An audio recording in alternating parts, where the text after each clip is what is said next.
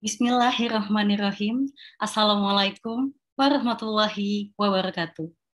In the name of Allah, the merciful, the beneficent, praise to be the Lord of all worlds. Prayers and peace be upon our Prophet Muhammad, his family, and all of his companions.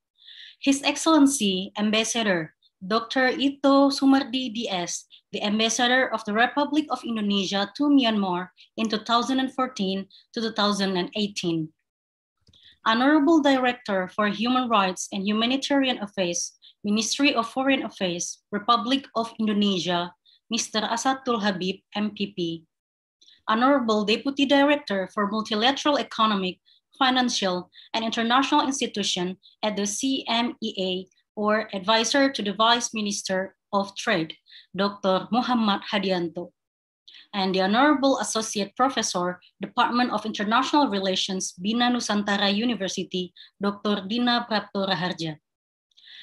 Distinguished Rector of Universitas Islam Indonesia, Professor Fatul Wahid, and Distinguished Head of Department of International Relations, Mr. Hangga Fatana, MA, respected speakers and all attendees. Welcome to Online Diplomatic Course 2021. I am Siti Wahdaria, and it is my pleasure to serve as the Master of Ceremony for this important agenda. On behalf of Universitas Islam Indonesia, I want to extend a very warm welcome to all of you. We will start our agenda by hearing the Quran recitation of Surah Al-Ma'idah 48 that will be delivered by Mr. Arif.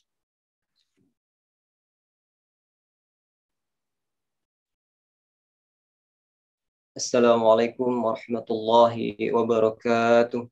Waalaikumsalam warahmatullahi wabarakatuh.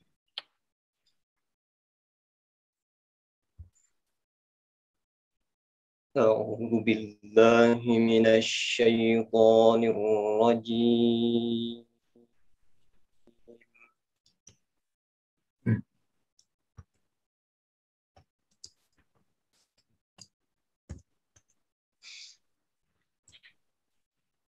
Bismillahirrahmanirrahim.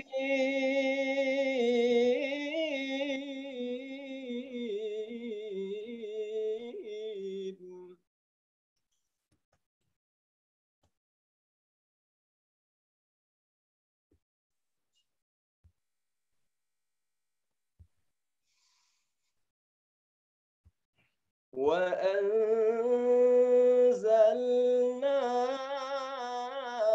إليك الكتاب بالحق مصدقا لما بين يديه من الكتاب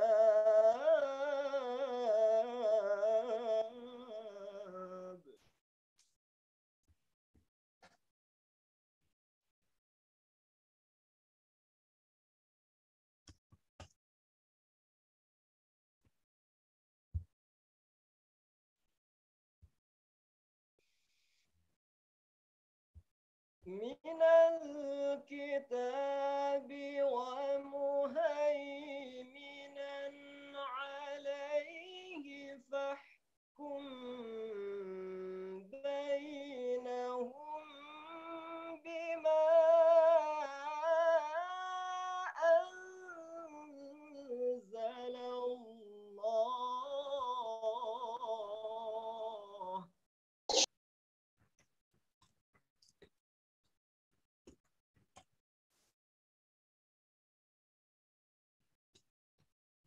ولا تتبع أهواءهم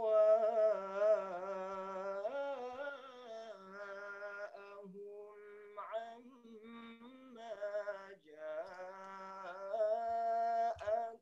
من الحق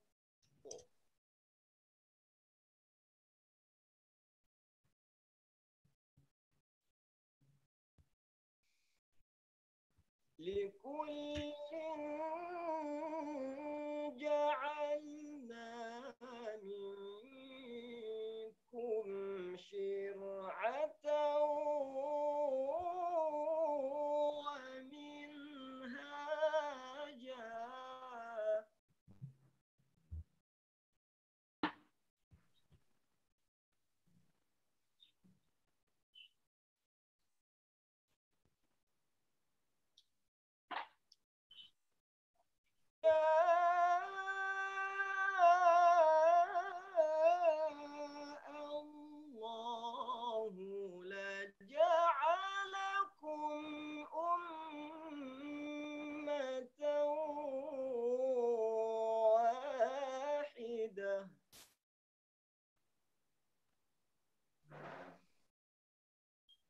ولكن ليبلوكم فيما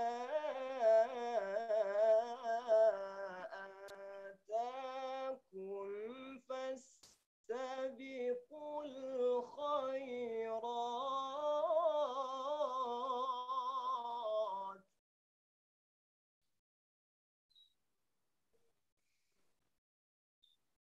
إلى الله مرجعكم جميعا فينبئكم بما كنتم فيه تختلفون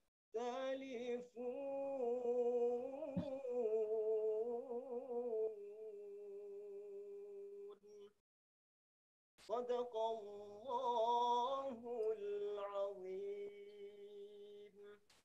السلام عليكم ورحمة الله وبركاته. Waalaikumsalam warahmatullahi wabarakatuh.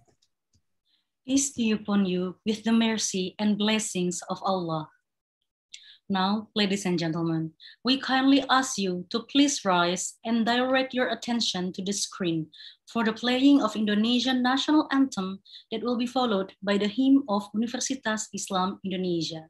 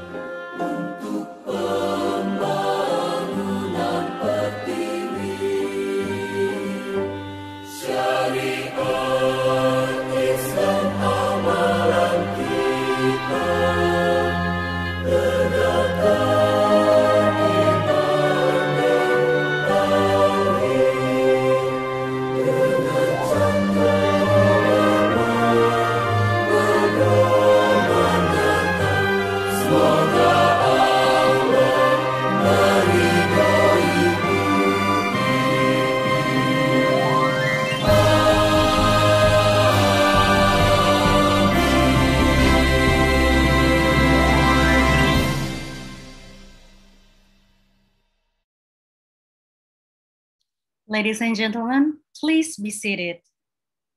Diplomacy. Once Colin Powell said, diplomacy is listening to what other needs, preserving your own position, but listening to the other. You have to develop relationship with the other people so when the tough times come, you can work together. Therefore, let us learn together what it means to diplomatize. But before that, ladies and gentlemen, please welcome Director of Universitas Islam Indonesia, Professor Fatul Wahid, to deliver the opening speech for this diplomacy course.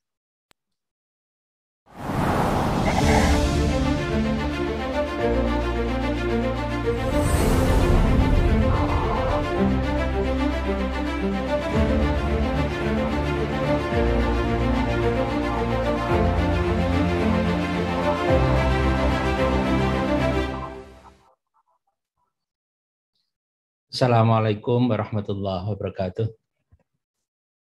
Waalaikumsalam. Alhamdulillah wa syukru ala ni'amillah wa salatu wassalamu ala rasulillah Muhammad ibn Abdillah la hawla wa la quwata illa billah rabbi shrah li sadri wa yassir li amri wa hlul 'uqdatam min lisani yafqahu qawli. The honorable speakers, the Ambassador Dr. Ito Sumardi, the Ambassador of Republic of Indonesia to Republic of the Union of Myanmar in 2014, 2019, Dr. Muhammad Hadianto, Deputy Director for Multilateral Economic, Financial, and International Institution at the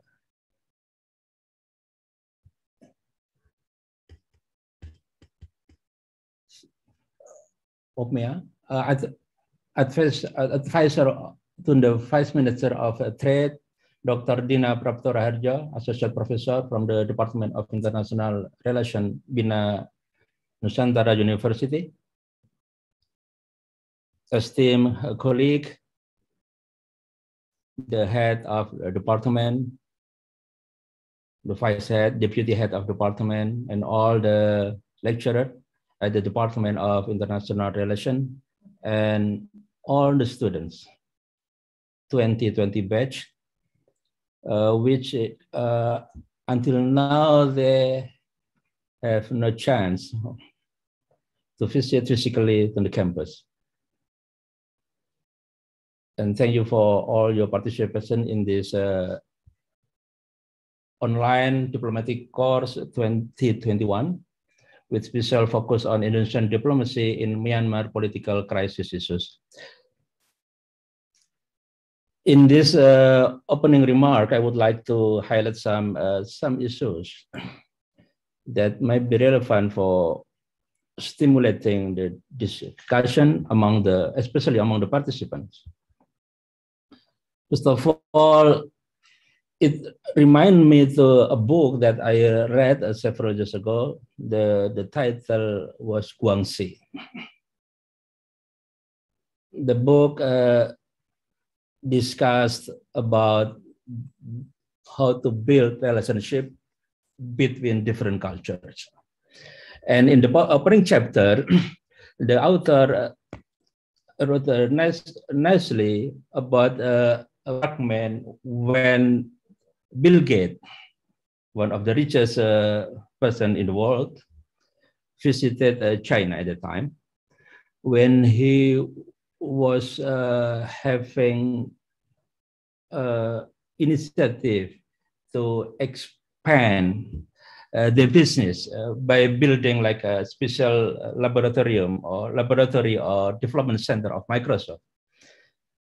At that time, on the first visit, Bill Gates wear only shirt and blue jeans with what call it backpack, like backpackers, alone from United States to China, and using the same attire, he met with the president of China at the time,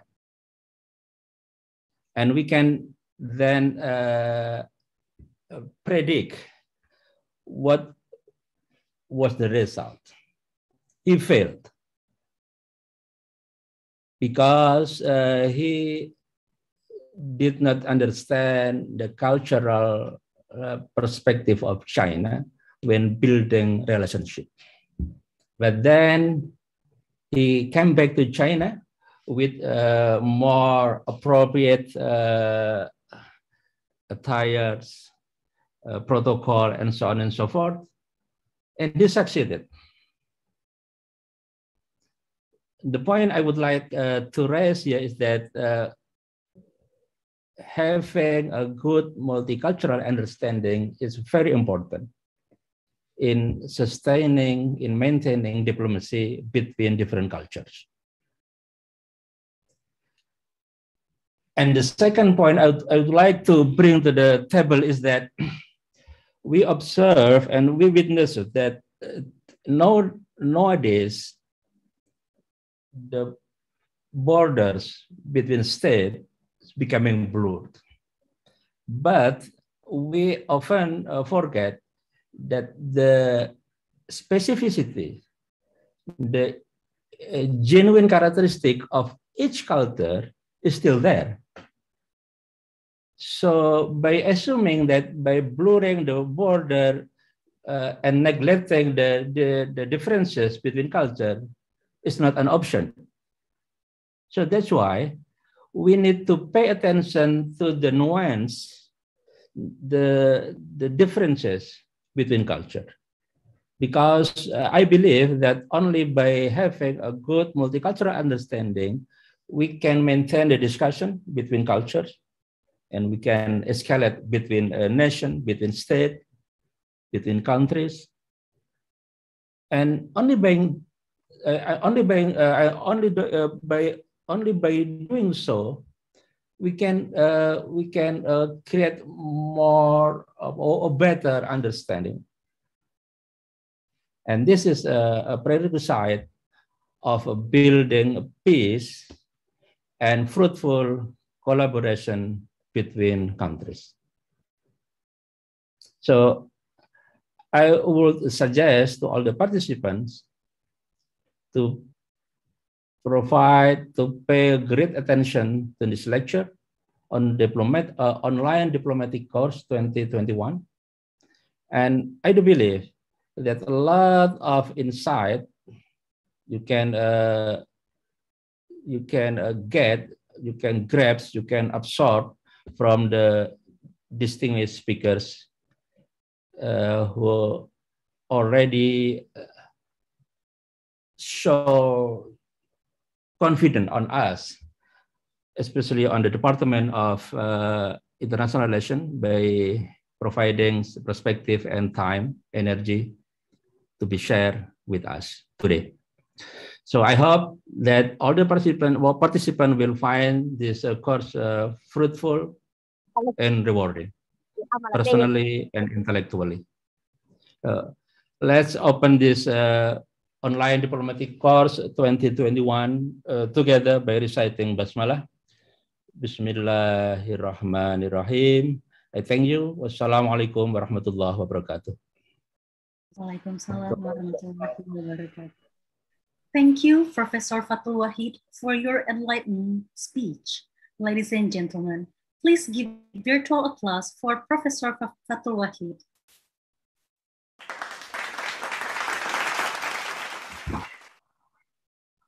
The next session is the seminar that will be led by our moderator, Mr. Hadza Min Fadli Ropi. First of all, let me introduce our moderator.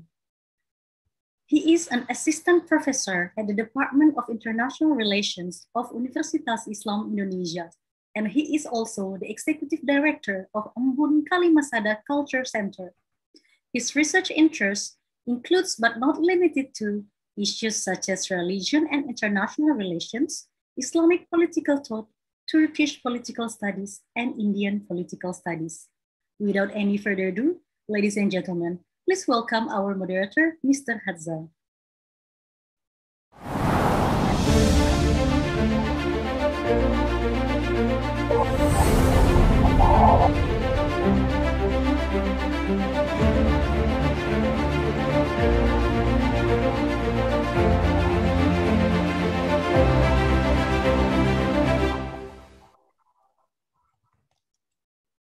Thank you, Ms. Masdaria, for the time.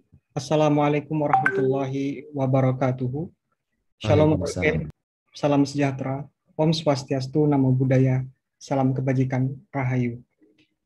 Ambassador Dr. Ito Sumardi, Ambassador of the Republic of Indonesia to Myanmar, 2014 to 2019. Dr. Muhammad Hadianto, Deputy Director for Multilateral Economic, Financial, and International Institution at the Coordinating Ministers of Economic Affairs, and also advisor to the Vice Minister of Trade.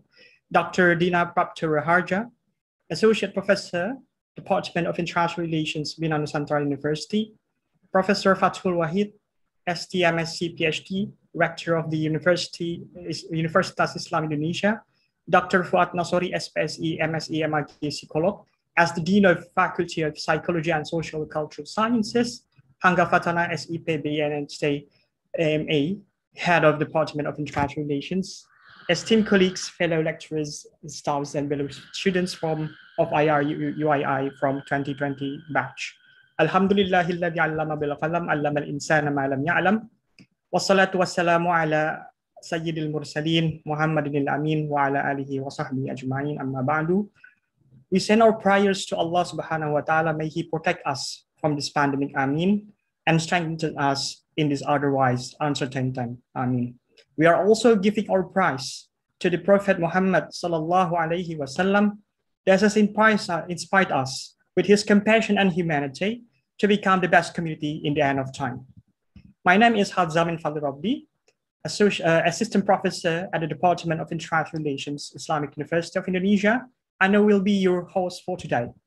First of all, I would like to welcome you and all of the speakers as well as these participants to the online diplomatic course seminar on the Indonesian diplomacy in Myanmar political crisis issues. The seminar session will specifically discuss the dynamics of the Myanmar political crisis, as well as the response of the Indonesian government towards the political crisis that has started since January 2021. Since the junta government under the presidency of General Min Aung Hlaing deposed the legitimate government of Myanmar led by National League of Democracy under the leadership of Aung San Suu Kyi, many protests and arrests are still happening across the cities of Myanmar, from Rangoon to Mandalay. Many lives are also lost due to the repressive action by the junta government. In response to the coup d'etat, the annual defection, or the National League of Democracy in Myanmar, has established their own government called National Unity Government. With the pandemic also affecting the Myanmar people, it is important for the Myanmar government as well as the regional organization ASEAN to find a comprehensive solution toward the political crisis in Myanmar. There are many complex issues that are intricately correlated with each other in the political crisis of Myanmar. And so far, Indonesian government has taken serious steps in order to negotiate with the junta government to soften their approach toward the Myanmar people and to stabilize the political condition in Myanmar amid the pandemic. And to discuss these issues, with me today we have three distinguished speakers, practitioners, and lecturers. The first one is Dr. Muhammad Hadianto, who is a seasoned diplomat and also the Deputy Director for Multilateral Economic, Financial, and International Institution at the Coordinating Ministries of Economic Affairs, as well as advisor to the Vice Minister of Trade. The second one is Ambassador Dr. Ito Sumardi, who was working as the ambassador of the Republic of Indonesia to the Republic of the Union of Myanmar from 2014 to 2019. And also we have Dr. Dina Prapto Raharja as an associate professor of the Department of International Relations, Bina Nusantara University. And now I would like to say good morning to all of the speakers, and I hope you to be in your best condition, and I welcome you to the Universitas Islam Indonesia virtually. We will start the discussion by hearing the presentations from our speakers, and after that we will continue into the discussion session. For question and answer session, I would like to remind all of the participants that we will choose only best 5 questions from all of the students participating in this event. And participants who wish to ask the question could write their question in English and Bahasa at the chat box provided in the Zoom platform. To first talk about the Indonesian diplomacy in ASEAN, first, I would like to invite Dr. Muhammad Hadianto.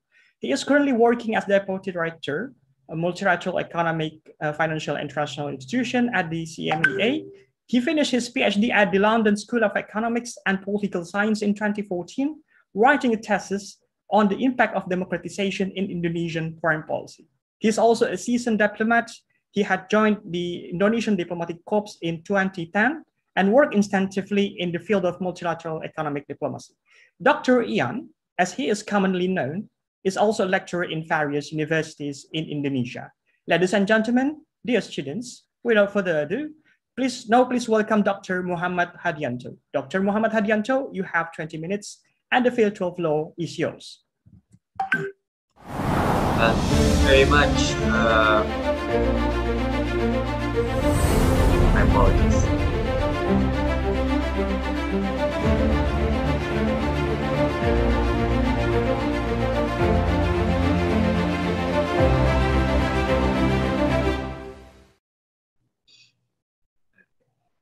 Thank you very much, Chair. A very good morning to all of us.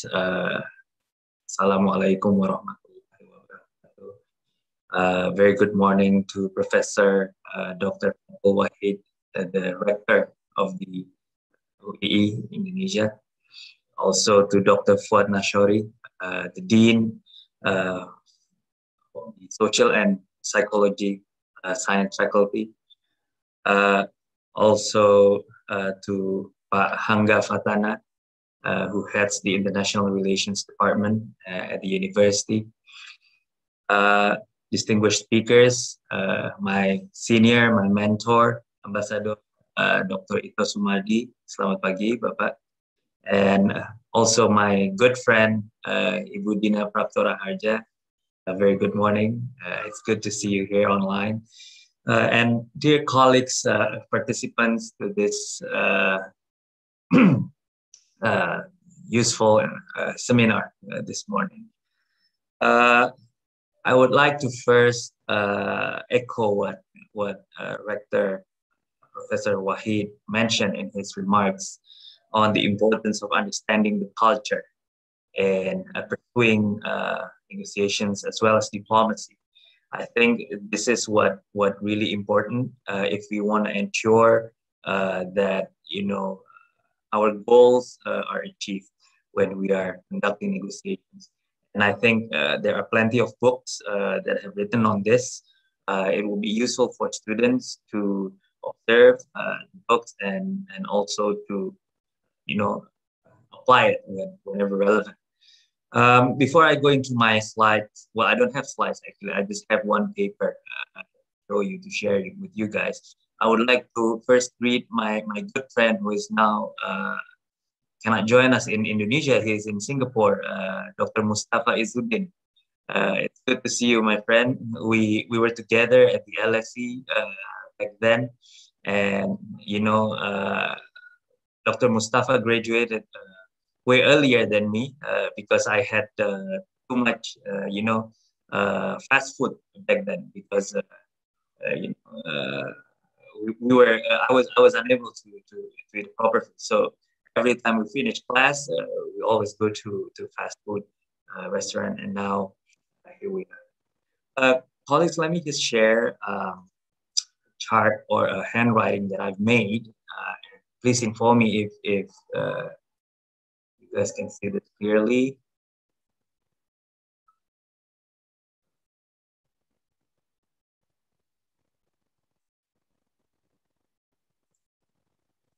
Okay, can everybody see the chart? Okay, good. So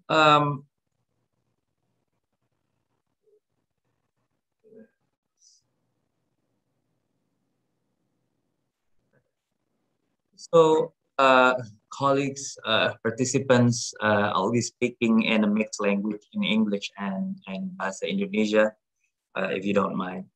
I was asked to discuss about Indonesian foreign policy and more specifically on the impact of Indonesian foreign policy in ASEAN. I will not touch on specific manners the issue of Myanmar, because I think Ambassador Ito and then Dr. Dina will will discuss it later on in greater details. So I'm just going to talk about, briefly the foreign policy aspect, the Indonesian foreign policy aspect, and then how has it changed in light of Indonesia's political transformations between administrations. Friends, if you talk about Indonesian foreign policy or foreign policy in general, I think there are 5 elements that we need to observe. First is the actors involved. It's important to see or to learn who are the actors involved in making and influencing specific foreign policy towards a specific issue. And then second, interest. What are the national interests? Why are we going for that policy? Right? What motivates us? And of course, the third one is the repercussion, the impact. So if we conduct this policy or policy X, policy Y, how would that influence our domestic constituents?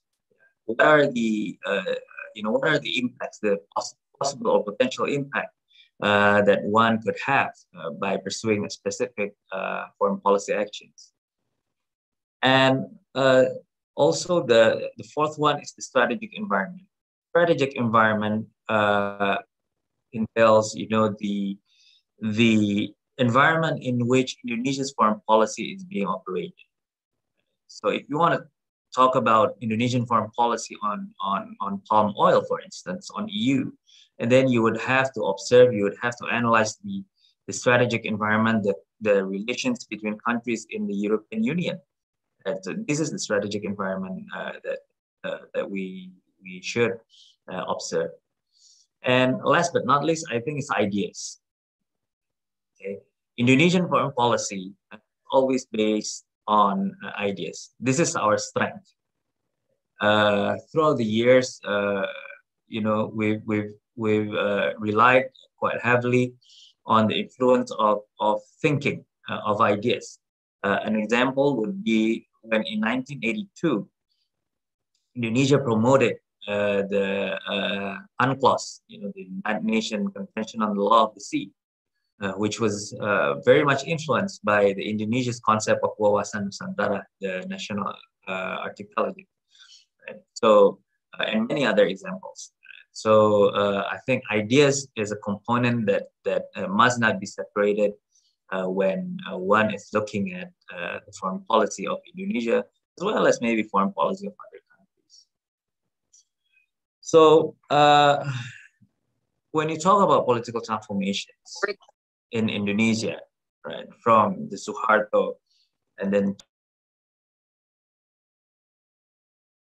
then from the reform era to the SBY and then SBY to the current administrations, there are, I think, 2 elements that can practically be analyzed. One is the element of continuity, and second is the element of change. Right. So this is one, and then this is second. So let's start first with the element of continuity. Yeah, perubahan ada berlanjutan. So Indonesian foreign policy has always continued principles of bebas aktif. So the basic tenets, regardless who the president is or who the foreign ministers are, right? Which administrations Indonesia may have, there has been no attempt to modify or to change bebas aktif from the basic tenets or from the pillar of Indonesian foreign policy. This is primarily because, the definition of bebas aktif itself is very loose, right? So whoever runs the foreign policy environment in Indonesia, they can always maneuver within the bebas aktif framework. The bebas or independent means, we're not taking alliance, and then aktif means we are actively pursuing what we call as the aspirational goals, as highlighted in the Indonesian Constitution, the preamble of the Indonesian Constitution, paragraph 4. Ikut menciptakan perdamaian dunia yang berdasarkan keadilan abadi dan perdamaian abadi, keadilan sosial dan lain sebagainya. So this is one of the continuity that remains in Indonesia foreign policy. And then the second aspect of continuity is, of course, the actors. So in my thesis in 2014, in my PhD thesis in 2014, I classified the actors in Indonesian foreign policy into two categories, authoritative and non-authoritative actors, based on the legal formal authority to formulate and to execute foreign policy. The authoritative actors here would include the president and the foreign minister. So these are the two most important authoritative actors in Indonesia when you talk about foreign policy. But there are also non-authoritative, right, that would submit to the parliament, the multinational corporations, NGOs, the press, and to some extent, or to many extent, during SBY's presidency, was the president advisor or the special staff on international relations, Dr. Dino Jala. And then, now I think there is no specific special staff in the palace that deals with foreign policy. But I guess every now and then, the close advisors of the president, they continue to give inputs on a specific foreign policy issue. So non-authoritative actors and authoritative actors classification, I think, is still relevant to picture today's environment in Indonesia's foreign policy setting. And the third continuity is, of course, the focus on ASEAN. Right? Many have said that ASEAN is Indonesia's foreign policy cornerstone. And it's logically true, and it's strategically and politically correct, because we are geographically located in Southeast Asia. So there's no chance for us to neglect ASEAN. So it's not an option, right? That we neglect ASEAN. So ASEAN focus will still be there and is still there. So these are the some of the continuity that exists regardless of the administrative or administration changes in Indonesia. And then the second aspect would be the change in foreign policy. The first change that I observed is, of course, the values. In the past, during Yudhoyono's presidency, 2004 up to 2009, foreign political issues are high on the agenda. Right? Political issues that includes human rights, democratizations, freedom of expressions are high on the agenda. As a result, we were very central in the stipulation of the ASEAN Charter, and then ASEAN Intergovernmental Human Rights, as well as on the issues of Myanmar back in mid 2000. So it was heavy on the political and the political issues. But now, during Jokowi's administrations, I guess the values are more pragmatic. Right? Now it's less political and more economically driven policies. So I guess this is it's just a different. You cannot say this focus is correct and this focus is and the other is incorrect. I guess it's just a different kind of a style and different kind of preference, and also the focus of the president. Each presidents have their own different focus. So I guess now the values have changed to become more pragmatic and more economically driven, less on issues that are possibly raising the public sentiment, such as issue of Palestine, right? Or the issue that relates to Islam. Although Rizal Sukma mentioned in one of his books that Islam has never played a significant role in driving Indonesian foreign policy motives.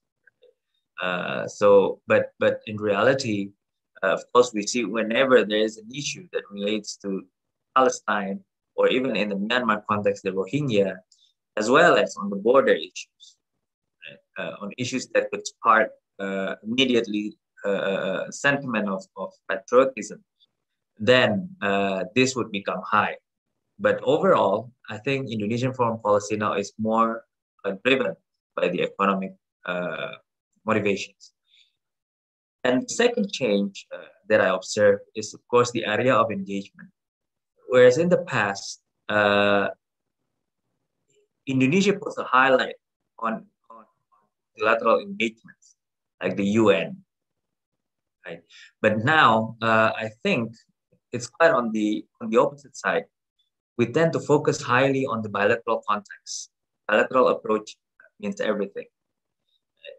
So if you were asked to draw a concentric circle, then maybe on the first circle, the inner circle would be the bilateral, and then regional and multilateral. President Jokowi, I don't recall he had attended the UN General Assembly, but he attended a multilateral forum that relates to economic issues, such as the G20 and APEC. So this speaks for itself that economic motives and specific multilateral forum that highlights on the economic issues are important for Indonesia than ever before. And the third element of change in Indonesian foreign policy is active. Right? Unlike President Yudhoyono, who's very much had his hands on foreign policy matters, President Jokowi tends to focus on strengthening the domestic capacity. So it's good that we have that kind of president now, because this is what we need. So consequently, that gives the foreign minister more space to elaborate and to authorize foreign policy actions and foreign policy decisions. But one thing that we need to realize is that there's a tendency, right? And I repeat, there's a tendency that bureaucratic competition might increase, because in the cabinet now, especially, you have a minister of defense that is keen on foreign, on international matters. Also have a minister of trade that is a former ambassador, and is also, keen on international trade issues. So to some extent, I guess there should be a compromise on certain specific foreign policy issues, right? That can be taken abroad by the foreign ministers and as well as by other ministers. And the last change that I managed to pinpoint is the role of social media. In the past, Twitter, Instagram was not as hyped as today. So now you can pursue a policy based on what you said on Twitter. Right? President Trump was a frequent user on this method. So the challenge now is, how do we manage the digital diplomacy, the social media? What happens in the Middle East or in Africa can immediately be known by an audience in Indonesia within minutes, within hours. And that way the diplomats are, forced, quote unquote, to react promptly. So meaning in a specific or in a certain level of bureaucracy, there should be a debureaucratization of decision making because of this, social media and digital diplomacy influence. So with those continuity and change, how do we see it on ASEAN? Right? How do they impact ASEAN? First, I think I would expect that there would be a shifting focus on the ASEAN pillars. There are three Asian pillars, ASEAN pillars: political security, economic, and then socio-cultural. Right? So I guess I wouldn't be surprised to see Indonesia is more focusing on the economic aspect rather than on the political security or the socio-cultural aspect. And of course, the second impact on ASEAN it is very important to reflect Indonesia's priorities in the ASEAN chairmanship priorities later on in 2023, right? Because we will host the ASEAN meeting in 2023, 2 years from now. And to give you a little bit of background, right? The ASEAN focus next year, will be highly on this, on health, on peace and security, climate change and natural disasters, connectivity, digital economy, and economic recovery. So out of these topics, you see that there's only one thing that relates to it. Other than that, there's a social aspect and economy.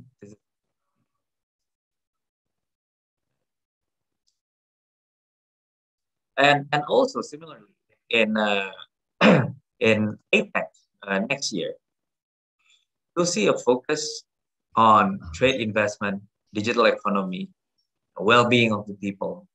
Right? This includes also health and also food and agriculture, and finally SDGs. So apart from the fact that APEC is an economic forum, there are links, there are correlations between the topic discussed in APEC and topic discussed in in ASEAN next year. So I guess we really need to sit down and think what priorities that Indonesia should introduce for its presidency in 2023. And then another impact of the continuity and change and the current environment of the Jokowi administration is that informality matters. We in ASEAN, we are so good, and Indonesia is so great in developing, in managing, consensus through an informal channel. I guess this should continue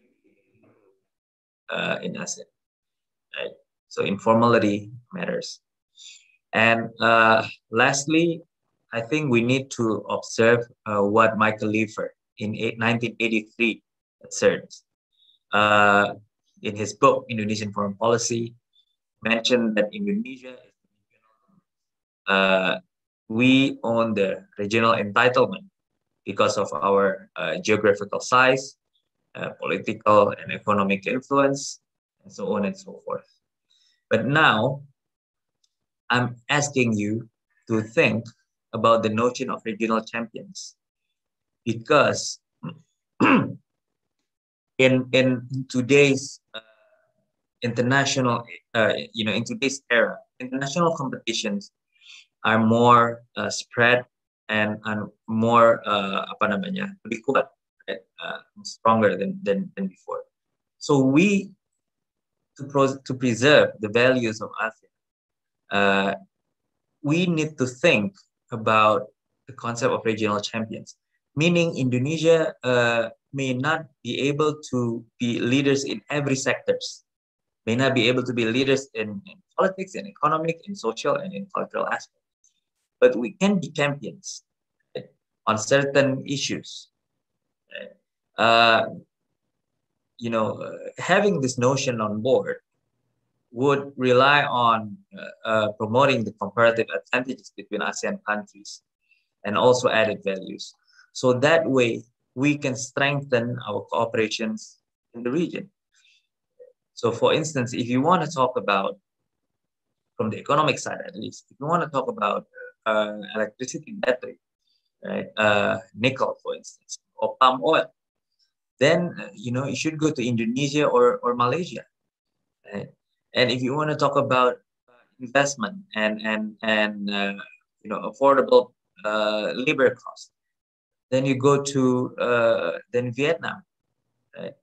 So I think we should start thinking about the uniqueness and the individual strength of ASEAN countries in terms of regional champions, and put them all together as the strength of the ASEAN.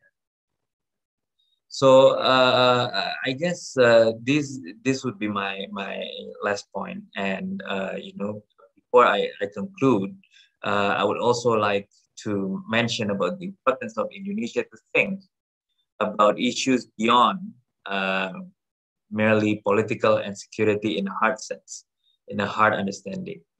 So these issues on the left would be very much likely to be discussed in international forum. Health, vaccines, equitable access to vaccines, and greener economy, greener recovery. Also issues that surround digital taxations. How do we promote equal playing field? Also US-China competition and China-Australia competition.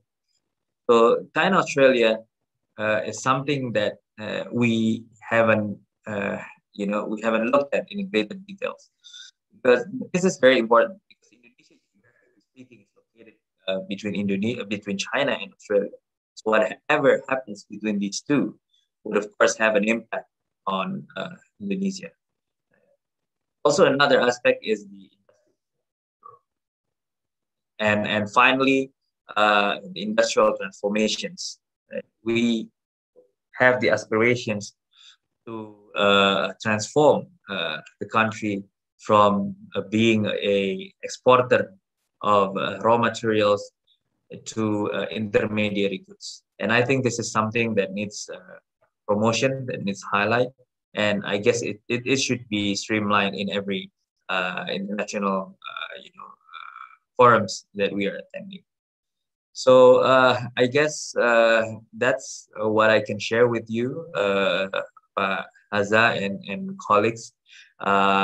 This is just a general perspective or overview about Indonesian foreign policy, and I'll be happy to respond to questions later on. And I pass the Zoom and the screen back to the chair. Thank you, Pak Haza. Terima kasih. Assalamualaikum warahmatullahi wabarakatuh. Waalaikumsalam warahmatullahi wabarakatuh. Thank you very much, Dr. Ian, for your presentation. I would like to summarize several important points from Dr. Ian's presentation.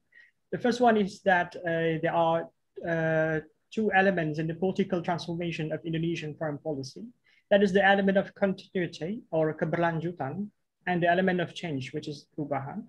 The element of continuity or keberlanjutan is marked by the Indonesia's commitment to the principles of bebas aktif, as well as making ASEAN as the cornerstone of Indonesian foreign policy. And we also can see that there are also several important signs of change in Indonesian foreign policy. For example, there are involvement of new actors like NGO, MNC, and also the Kantor Staf Presidenan untuk Hubungan Internasional that influenced the creation of new conception of Indonesian foreign policy, has been mentioned by Dr. Ian, and I think this is also mentioned in his PhD dissertation as well. And also there are focus on democracy in Indonesian foreign policy as new values. And we can also we see that the role of social media, especially in the conduct of Indonesian diplomacy, has becoming more prominent in this day. Thank you very much, Bapak Dr. Ian, for your kind presentation. And now we are going to move to our second speaker, who is Ambassador Dr. Ito Sumardi. Ambassador Dr. Ito Sumardi has worked for many years in the Indonesian National Police. His rank before his retirement from the Indonesian National Police being Commissioner General of Police or Komisaris General. He has worked as the head of Criminal Research Investigation Board at the National Police Headquarters in Jakarta. Recently, he has also finished his ambassadorial tenure to the Republic of the Union of Myanmar from 2014 to 2019. He finished his PhD on criminal law in the Faculty of Law in Pajajaran University in 2019.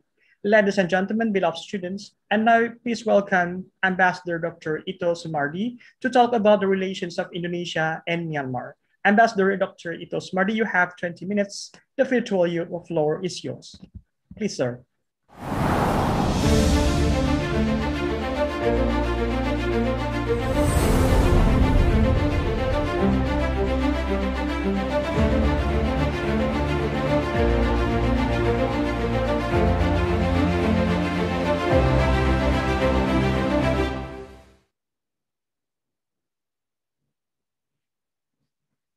Thank you so much, Mr. Chair, for the time. Good morning to all participants. Assalamualaikum warahmatullahi wabarakatuh.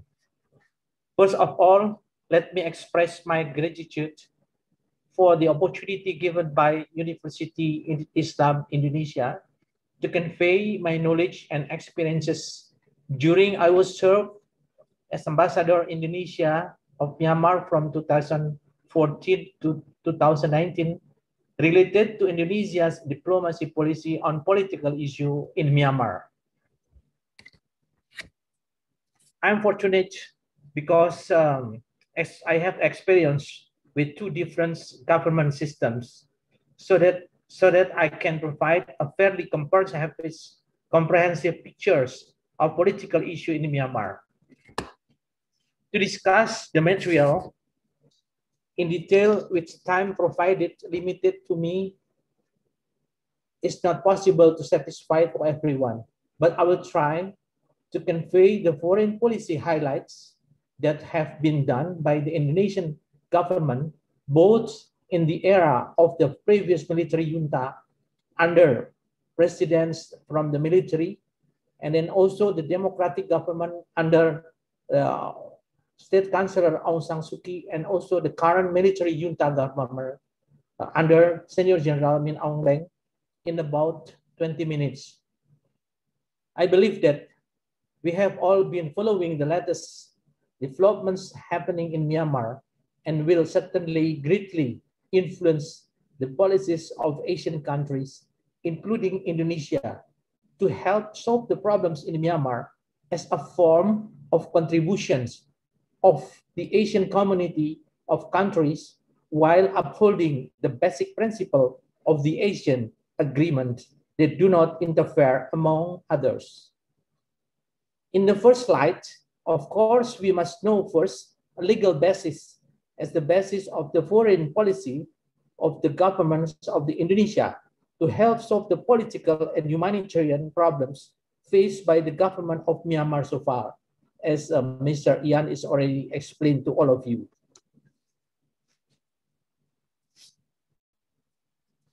I try to show my share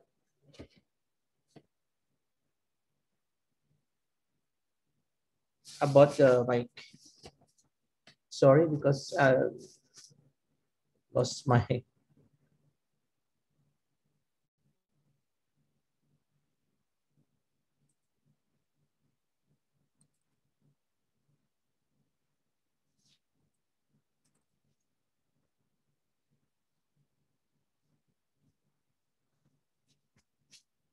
so the first, the Indonesian basis diplomacy in Myanmar is according to constitutions of the Republic of Indonesia, paragraph 4, in the opening of the 1945 constitutions, participate in implementing a world order based on independence, lasting peace, and social justice.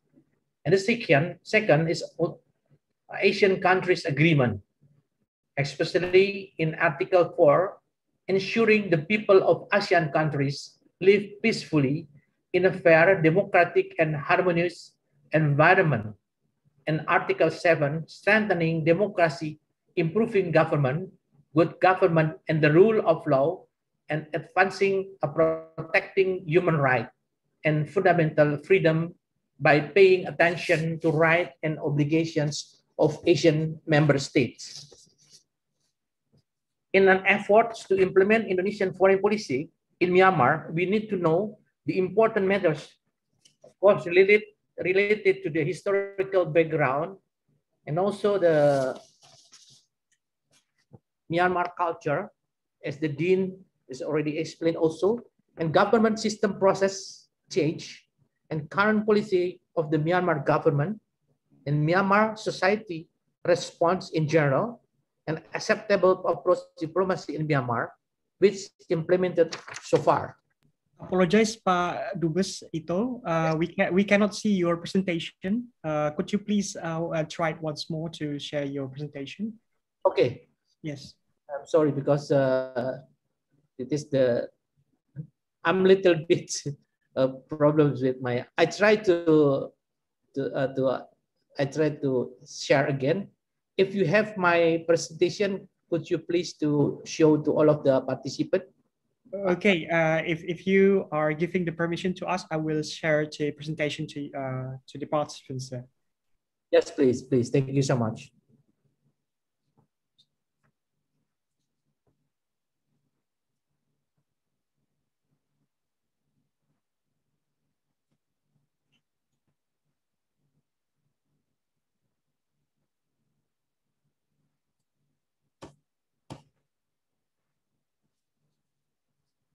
Okay, sir, you may continue, sir. I have shared the. Give me the slide number 3. Number 3. Okay. Yes.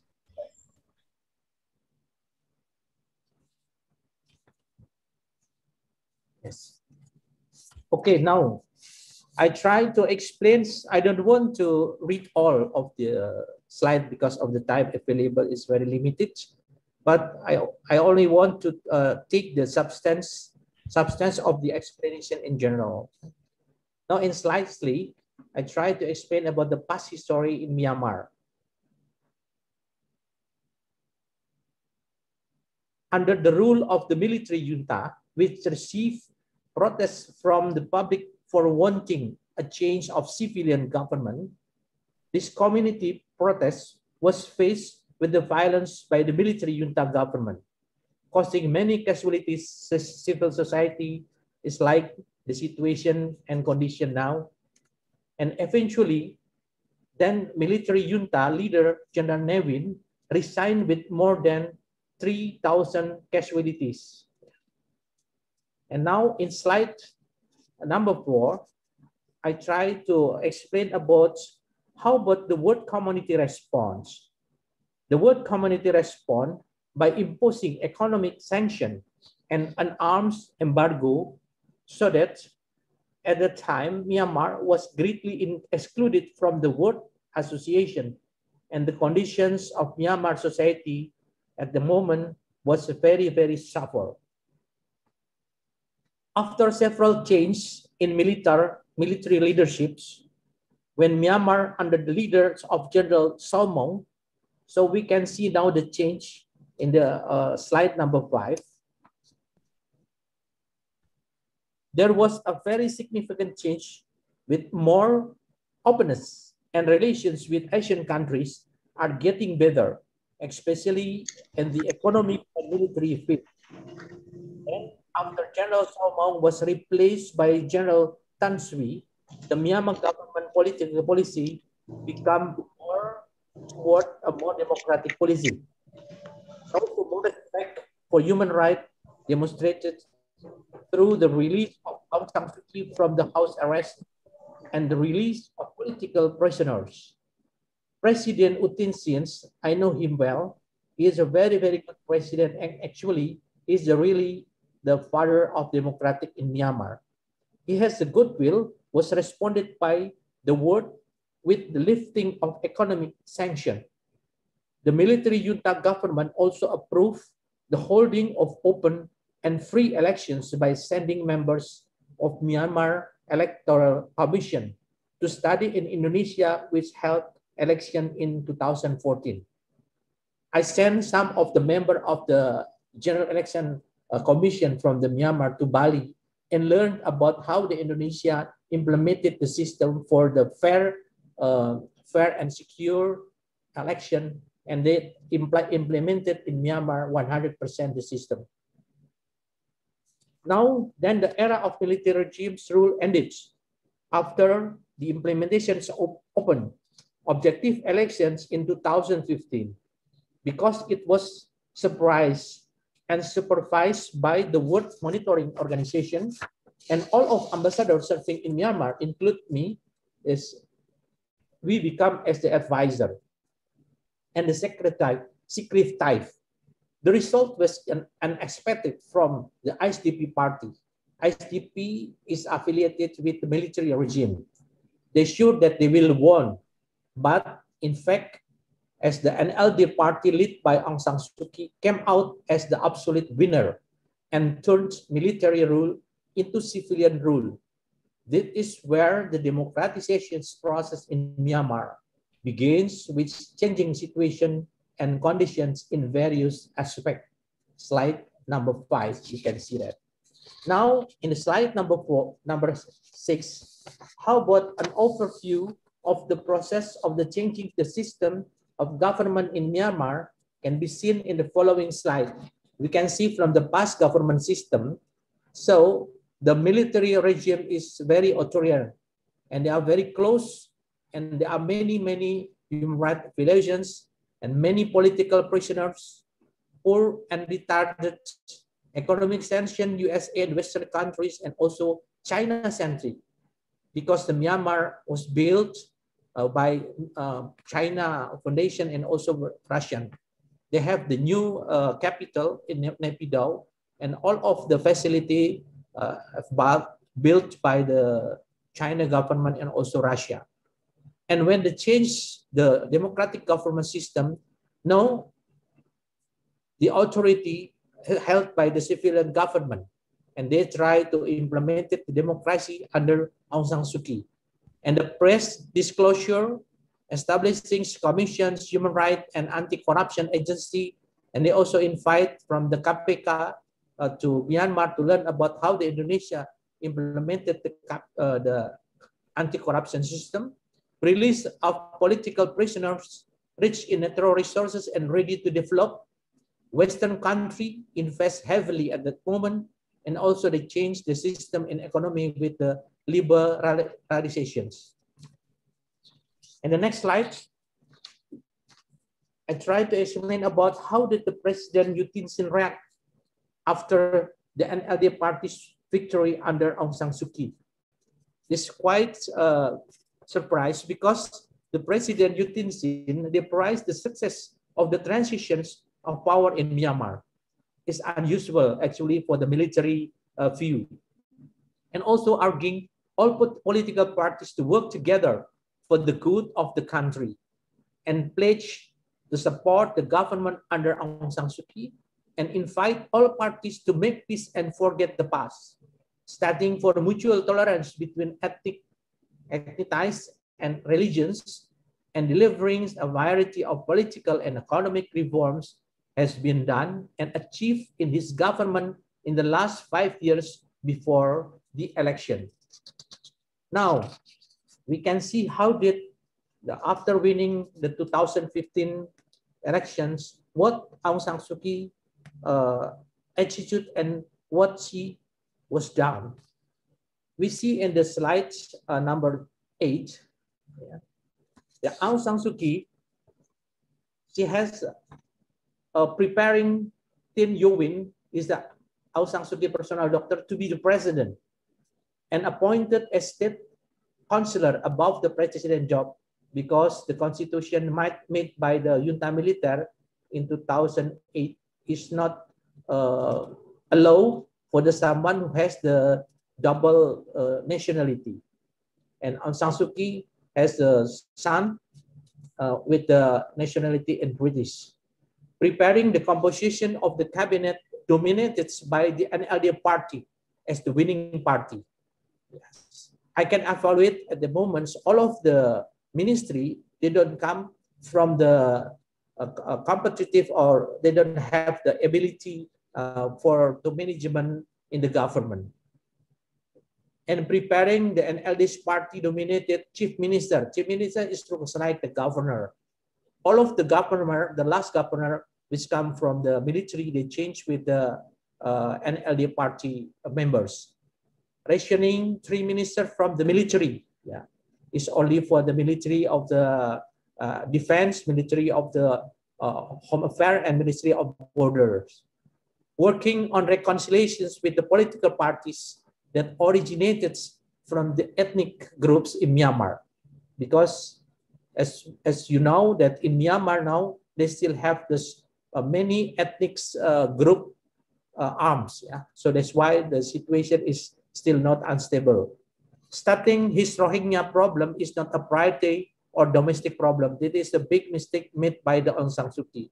So all of the world community that try to blame Aung San Suu Kyi, she is not fair because of made the Rohingya problem is not a priority, and then she declared as the domestic problem. And rescheduled projects related to military interests, it can make the military is not satisfied at all, because mostly the economic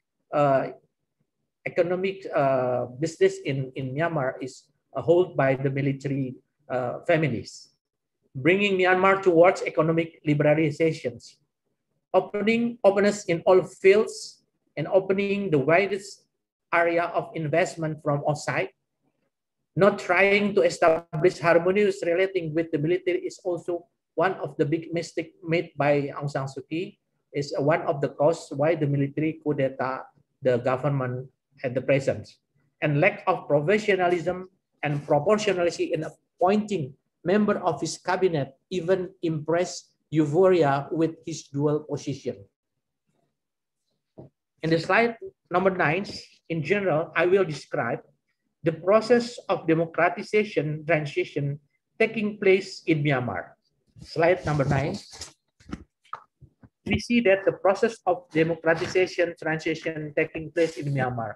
So the first is government system. From the military junta, they become softened, and the military junta sure to win, and they agree to help the Myanmar election 2015 with the commissions of the general election from the civilian and from the free people. So we invite to Indonesia to learn about the Indonesian general election system at the moment. And LD wins, and LD is the party of the Aung San Suu Kyi, wins absolute. And it is the first government form at the moment. And after that, 5 years later, the Myanmar election 2020 implemented, and LD wins again with absolute. But the military accusations cheating, there are so many cheating. So they demand re-elections, but rejected by the general elections commissions. And then the military, they coup the governments, and then also there are national riots happen until now. Now in the conclusion that I try to make the conclusion in slide number 10. Slide number 10, please. So after we see the process of transition process, democratization in Myanmar, I try to make the conclusions. Now before that, slide number 10. The Myanmar opposition strongholds and military back USDP, not recognizing the result of the 2020 election, which held on 10 November 2020, and asked Aung San Suu Kyi, the authorities, to have the elections repeated because of the elections considered unfair and full of cheating. An LD party from the Aung San Suu Kyi in professional counts of 2020 especially winning the votes, but the opposition's groups, parties, especially USDP, is from the military junta, states there is fraud in the determinations of elections participants. In some voting districts for security reasons and because of COVID-19 protesters, so that opposition parties declaring the elections invalid and the party's military call for re-elections, but is rejected by General Election Myanmar Commissions with the members, all of the members consist of from the government of the Aung San Suu Kyi. And now in the slides number 11, I try to explain about the reaction and response of the people of the Myanmar in general and the international community, including ASEAN. So after general election in 2020, 26 January 2021, Tatmadaw is a military junta spokesman, refused to declare military coup. January 27, 2021, Myanmar military commander Senior General Min Aung Hlaing raises idea for repealing constitution. And in January 28, Myanmar Electoral Commissions declare in November 2020 elections, second free elections after decades under the military junta, and is a transparent and fair election. But the commission is still consists of the government official. And January 29, United Nations, US, and European Unions urge military to respect election result received by Myanmar people in international community. UN Secretary General Antonio Guterres urged all actors to quit all forms of incitement and provocation, demonstrating leadership and adhere to democratic form. And several diplomatic missions delivered joint statement that they oppose any attempt to impede the election results for impede democratic transition process in Myanmar. NLD Executive Committee members Myo Nyun declares his party Nahwa not will stay silent with military coups, but arrested of Aung San Suu Kyi and figures NLD and will move Myanmar people pure. And he later arrested by the junta military. And after that, urging the military junta to respect the existing law and human rights. That is of course, the reaction and response from the people and in general and the international community, including ASEAN. And how about the military junta react and respond to the general attitude of the Myanmar community and the international community? We can see at the slide number 12, the next slide. So the military junta react and respond. That won't be considered a coup d'etat state effort to return the states to the government because there will be new election in the next year. But after that, they change for the next 2 years. But after that, they also don't give the certainty time for implement for the next election. After the elections are held next year, the junta military states government said the power will be in submit to the winning party. It is the military spokesman in 16 February 2021. Military junta doesn't mention certainty of next year election time at the moment. And against political prisoners, Aung San Suu Kyi, President Win Min, and also all of the members of the parliaments, the military didn't give a firm answer and state that it was in accordance with the constitutions. Protesters against the military coup took place massively across the country and abroad, generally millennial communities. So that's why it is a very difficult and very different with the protesters in the junta militaries, the past junta militaries government, then as I know. Now all of the millennial community, they try to go to the fields, and then so that's why so many casualties come from the millennial generations. And the military junta began to repressive with nighttime arrests, shut down communication network, deployed the military to the streets and special police riots. various countries except China and Russia urged the junta not to commit violence in response to citizen resistance. That is also the problem in the United Nations try to take the fault, for to blame the Myanmar government from the junta military at the moment. Now, in the slide number 13, I want to explain how the policy of the civil government under Aung San Suu Kyi to solve the Rohingya problems. I think all of the people, as in accordance with my experience, asking about the Rohingya problem and how the role of the Indonesia to solve the problem in Myanmar.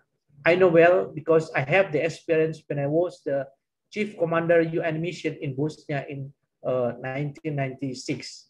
So this is why the military moved under the control of Myanmar military commander Min Aung Hlaing. This is quite strange, because the Aung San Suu Kyi as the youth leader has not control authority at all.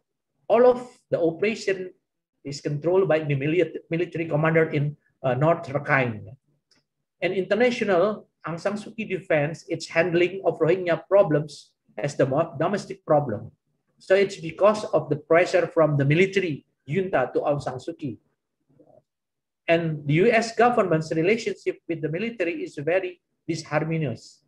Difficulty in assessing Rohingya settlement because Myanmar military and government policy under the Aung San Suu Kyi are not opposed, but only one country, Indonesia, the Aung San Suu Kyi gave the permission to go into the Rakhine State to give our aid. That is the hard effort from the Ministry of the Foreign Affairs, Ibu Retno Masudi, and I really appreciate of her efforts. And then the fourth, slide 14, after I explain in general about Myanmar situation and conditions, the past to the present, surely many ask why Myanmar is important to Indonesia. And some things that I can convey here based on historical background and opportunity are available. Myanmar is fully support the struggle of Indonesian nation. And Myanmar is one of the potential pillars of Asian countries. And also Indonesian role and service are huge to stay defend Myanmar as a part of Asian countries. Indonesia's role is also huge in supporting the ongoing process of democratization in Myanmar. And Myanmar has abundant natural wealth that has not been optimally managed opportunity for Indonesian investment. And also, lifting economic sanction is also one of the opportunity for Indonesia. Now, in the next slide, we need to know about the dynamic bilateral relationship. So we know that I have explained about historical background, and also after that, next slide, overview the bilateral relationship in Myanmar is also, is too fast. Back to slide number 15. I think I already explained about dynamics bilateral relations between Indonesia and Myanmar. Now the next slide, in slide number 16, please. I think that is already explained in number 6. And in slide number 17, what are the latest development in Myanmar? I think we should know the communal conflict occur as the result of democratization with the various causal factor in demands. Now, I already explained in general about the latest development in Myanmar. Now, the last developments happen in Myanmar. Myanmar is very open. Political turmoil caused by these sacrifices and opposition and military party over election 2000 result. And I'm sorry, you have exceeded the allocated time. If you would like to summarize, I would like to remind you to summarize the presentation. Thank you, sir, because we still have Budina for our third speaker. Okay, thank you so much. I think we can go to the next slide. The next, I only want to give it at glance. I think that is it's important. The role for the Indonesian role in Myanmar. So that is so I try to go to the slide number 21. 21.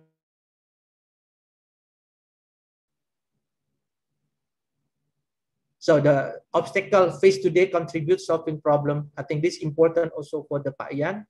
The military junta government stands, yeah. So now field aid intervention by Asian countries. The problem is domestic problem. What's done in right is right and supported by my major countries, especially China and Russia. And also civil government is not capable of running the government. For the Myanmar people response, unfortunately, they make the big demonstration in front of the Indonesian embassy because Indonesian approach is considered to favor the military junta. Doesn't enforce shadow government that it's considered legitimate is not possible. Millennials people don't want to go back to the military junta condition and compact armed ethnic groups oppose the military junta. Stand of Asian countries, we look impressed up and less serious unless the government of Indonesia. And my last slide, please. Slide number 22. The conclusions. Myanmar is very potential friend country to work together in all areas, politics, economy, social, culture, and security. And Myanmar now needs a solution to domestic problems, especially after a military coup. And the Indonesian government should urge the governments of Myanmar to maintain democratization in Myanmar and persuasively resolving domestic issues and promoting dialogue and respect for human rights.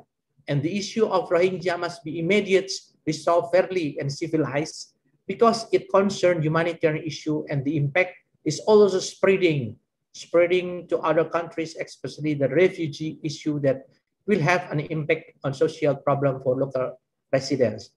Ladies and gentlemen, all of participants, and then also I would like to thank you for your attention, and I apologize in advance because the topic that we discuss is actually very wide and the available time is very limited. Hopefully the presentations material that I have presented is useful for all of you in knowing about the political issue in Myanmar and how the foreign political and Indonesian government has been done to help Myanmar solve some domestic problems. Thank you very much for your attention. Billahi taufiq wal hidayah. Wassalamualaikum warahmatullahi wabarakatuh. Waalaikumsalam warahmatullahi wabarakatuh. Thank you very much, Bapak Duta Besar, Ambassador Dr. Ito Sumardi, for your presentation. We can highlight that you have tried to explain many of the complex elements in the Myanmar political crisis and also how Indonesian government has been trying to give correct response to the Myanmar political crisis. I think that with your comprehensive explanation, our students could get a better picture on how Myanmar political crisis is currently evolving until now. Okay, so without further ado, I would like to introduce our third speaker, Dr. Dina Prapto Raharja. She is currently working as Associate Professor at the Department of International Relations, Bina Nusantara University, Jakarta. Previously, she served as representative of Indonesia to the Asian Intergovernmental Commission on Human Rights, and she finished her PhD on comparative politics at the Ohio State University in the United States of America in 2007. Ladies and gentlemen, beloved students, and now please welcome Dr. Dina Prapto Raharja to talk about the civil society perspective in the issue of Myanmar political crisis. Dr. Dina Prapto Raharja, you have 20 minutes and the virtual floor is yours. Thank you very much.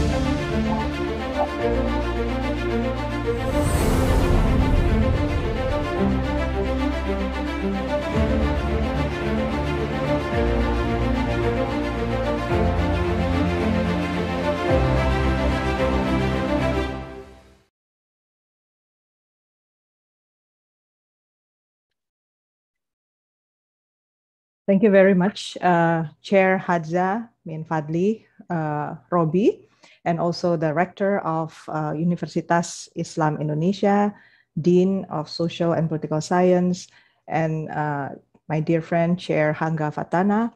It is my pleasure to be able to attend today's sharing session and specifically to talk about Myanmar.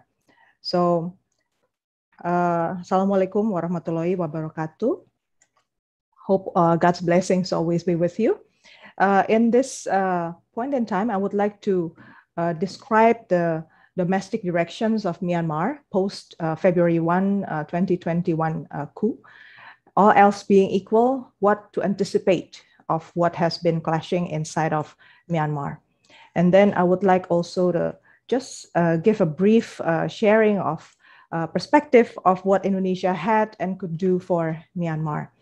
So my engagement with Myanmar has grown more and more because of my position as Indonesia's representative to the ASEAN Intergovernmental Commission on Human Rights. So that was the starting point. And more, based on that engagement, not only I learned about Myanmar, but I also learned about Indonesia's foreign policy. So hopefully that reflection could be helpful for you. So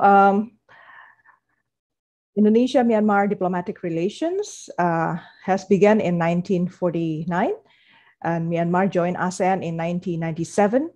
So if you see geographically, it's not that far apart. It's only a few hours flight from Jakarta to the capital of Myanmar. And both of these countries, I would like to highlight, are geographically strategic. So it's not just us who are located in between two oceans. If you see Myanmar, based on that location, that's a new entry point, actually, to enter different parts of Asia. You can enter from India, from the Indian Ocean, you can enter Asia through Myanmar as well and penetrate Vietnam, Laos, Cambodia, China, and the greater parts of other parts of Asia. And one thing to highlight is that Myanmar has a lot of ethnic groups. The list of ethnic groups in Myanmar is controversial. So unlike Indonesia, where we recognize one single identity as Indonesian, in Myanmar, in order to be recognized as Myanmaris, you have to be to fall into the classification of one of the ethnic groups that the government recognized. And the list is about 135 ethnic groups, and it's not exhaustive. And this is what politically becomes problematic for Myanmar. And as you can see, different areas in Myanmar is where different ethnic groups are located. So the largest ethnic groups is Bamar. Bamar is Buddhist, and it's also playing very central role in politics. But it's not the only ethnic groups that matters in Myanmar. There are Shan, Kachin, and other like Karen, Mon. All other ethnic groups has their own language, has their own religion. So in general, you have to see Myanmar as Indonesia back few decades ago, when they don't have anything that unite them as a nation state.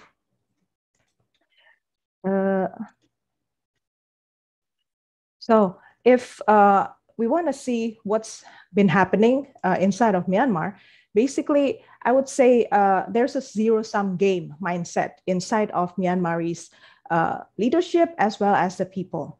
So, which means that the winning side of one party would be at the expense of total loss of the other side. And this is back in early February, I already say that this is a sign of civil war. And today, what you are witnessing, if you read news about Myanmar, it's already a civil war. There are pockets of competing arms groups. And terrorism is the word that you can actually apply to almost all groups there, because everybody is trying to assert power using arms. Myanmar itself is a very closed country. It's full with arms groups. It's not just one or two, but there are so many arms groups, which I will share with you a little bit later on. which means that engagements from countries in the region as well as of the world can become very tricky and very costly. So if you look at the timeline of situation, this slide I have presented way in the early start of Myanmar tension after the coup in February 1. And you can see back at that time, you already see the situation continue to worsen. And this was even before ASEAN organized the ASEAN leaders meeting. So it was very hard for other countries basically to see the seriousness of the situation inside of Myanmar. That's what I would like to say. People keep saying that, oh, let's just talk about the procedure of handling this matter. Let's talk about how other countries are trying to condemn some of the activities of the junta. People miss to see the seriousness of the situation. And of course, it's true, situation continues to worsen. As the end of March, the death toll was over 500. Today, the number is even multiplying even more. What I would like to highlight here is that this is the chronology of events. By the way, I have a website at Synergy Policies. That's one of the group that I founded, where you can find infographic like this to help your study, possibly, so you can see the events.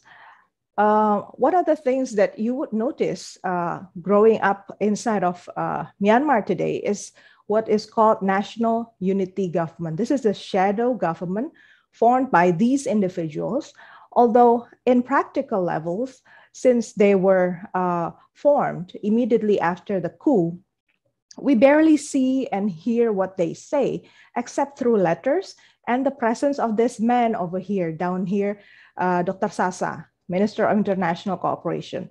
The rest of the figures remained, barely talk and appear at the media or any other events.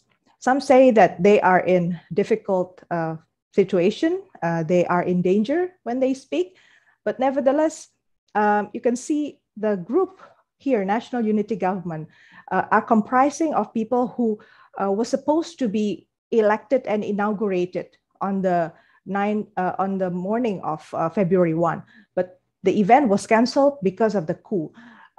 You can see that their lack of ability to speak to the public speaks for itself on the seriousness of situation inside of Myanmar. Very few people dare to speak. But the latest information back in May, 28th of May, is this picture circulating on Facebook saying that the NUG, the National Unity Government, is forming People's Defense Force. So this was supposed to be the opposition armed force to Tatmadaw. You know, Tatmadaw is the angkatan bersenjatanya Myanmar, yeah? So it's the armed forces of Myanmar. It's called Tatmadaw. This was supposed to be the opposition to the Tatmadaw. The aim of this formation of PDF is to subdue the junta forces. My note here is that people often miss saying that for many, many decades, Myanmar comprised of militia, comprised of armed groups, not only the ethnic groups that Ambassador Ito already mentioned, but also militia groups. And they are formed because of the doctrine that Tatmadaw has introduced back in 1960s. So let me show you some of the examples of the groups. There are anti-insurgent groups. They call Taka Sapa. Basically, they are formed in areas where the government did not have strong local supports. So this groups is supposed to enhance the legitimacy of local government, certain local governments that Tatmadaw appointed. And then there's the border guard forces. It's also created by Tatmadaw. I have a picture about this border guard force. You can see that basically the border guard force are located on the eastern part of Myanmar. And these are areas where Bamar ethnic groups are not strong. So Tatmadaw is basically usually comprised of Bamar, the Buddhist ethnic groups. And where the Bamar doesn't feel secure, they would form these militia groups. So these border guard forces are located in quite many places. And then there are the pocket army. So the politicians basically also hire their own armed forces. They go around with their own armed guards. And then there's the PQ Sit, the militias who are Tatmadaw supported local militia unit. Sit Wudan, the Union Police Special Reserves. And then there are the ethnic arms groups. So going again to the this slide I just shown you, the stronger ethnic armed groups are located on the east. The Kachin has one, the Shan has one, Kaya has one, Kayin has one, and they has been in opposition. They don't want to mingle with Tatmadaw. So this is what has been overlooked in the so-called conflict, and I would prefer to call it civil war inside of Myanmar today. So in one of the reports of produced by Asia Foundation, written by John Buchanan back in 2016, it's already very clear that Tatmadaw basically used so many means, to control the country, and it's hard. So back at that day, just before all of this conflicts has happened, Tatmadaw already has difficulty in controlling everything. And you can imagine the spread of arms must be really rampant inside of Myanmar. So if you look at the history of Myanmar politics, all of this, one thing I would like to note is for you to make sure you read carefully who are behind all of these politicians, where they are located, and how has they treated all these politicians at the local levels. Because Myanmar is a union. It's a federal form of government. It's not like Indonesia, where the ABRI, the TNI, can basically control all the armed groups. No. Different, at the local levels, there are different armed groups. And then inside of the local governments, they also have different models of placing politicians. So during election times, there's the national election calculating who would sit in the national parliament, but it doesn't automatically translate into election results as well at the local levels. It's a very complex process. And one thing also that you have to notice, inside of Myanmar, the political parties are based on ethnicity. So the situation of, when we're talking about Indonesia's foreign policy, therefore, I would argue we have to look carefully into that situation, and we have missed that. So if I can be more bold in saying, for the sake of discussion, this is academic discussion, so we can be more frank about things, I would say that Indonesia's foreign policy have made a wrong turn. When we say we embrace Myanmar, I say we are not thoroughly embracing Myanmar, because we have been putting out a different narrative about Myanmar than what is actually happening on the ground. Number one, I say that we embrace Myanmar as ASEAN member states, but Myanmar's wisdom has not been nurtured. It is not a country that's already ready as a nation state. It's not a finished country with their own identity issues inside of the government. It's also not a country that is already done with making sure that the governance work effectively. And when Myanmar enter ASEAN, they are treated as if they have no problem at all whatsoever at the domestic level. So ASEAN is treating Myanmar just like any other countries that are effectively running the country. So ASEAN focus has been very procedural. They missed seeing this. So I'm not quite surprised that when later on ASEAN continued to engage Tatmadaw instead of engaging the civil society groups, because they trust so much the Tatmadaw and whoever the Tatmadaw sent to ASEAN as someone who is representative of Myanmar. Second issue, I think Indonesia has not invested enough in building understanding of Myanmar's about Indonesia. There are so many misunderstandings about Indonesia from the Myanmar side. We have been, as Ambassador Ito mentioned, and I already also participated in some of the providing diplomatic trainings for Myanmar diplomats. Yeah, they come to Jakarta, they attend BDF, Bali Democracy Forum events, for instance. But if you look back at that picture that I just told you earlier, it's a very complex domestic situation. It's very hard to translate that and bring it home. And there's no activity that try to touch base on that. So one thing that is very strongly keep coming is that they are afraid if they are engaging Indonesia and become a democratic country like Indonesia, the identity as Buddhist will be gone. That's one thing. And then the second thing, they are also afraid. They don't quite trust the Indonesian military. They look up more to the Thailand military. So this explains why up to date, Thailand decided to, keep their mouth shut on what has been going on inside of Myanmar, and Indonesia has been, has limited ability to engage Thailand on this matter. And then armaments is in fragile democratization has been overlooked.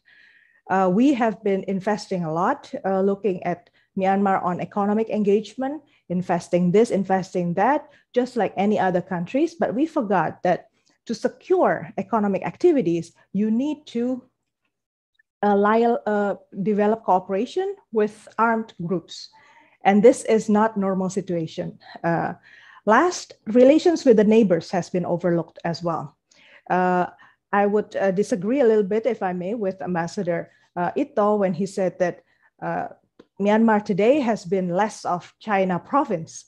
I still see that Myanmar is another China province, and the other neighbors are basically closing their eyes on that phenomenon.